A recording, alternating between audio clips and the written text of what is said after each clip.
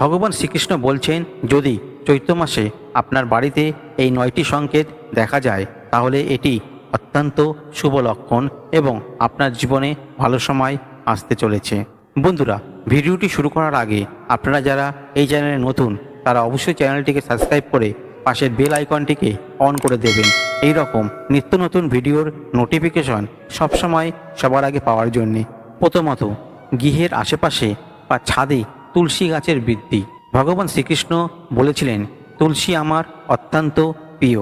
যেখানে তুলসী বৃদ্ধি পায় সেখানে আমি স্বয়ং অবস্থান করি।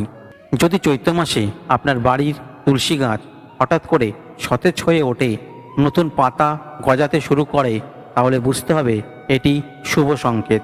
এটি ইঙ্গিত দেয় যে আপনার জীবনে শান্তি ও সমৃদ্ধি আসতে চলেছে।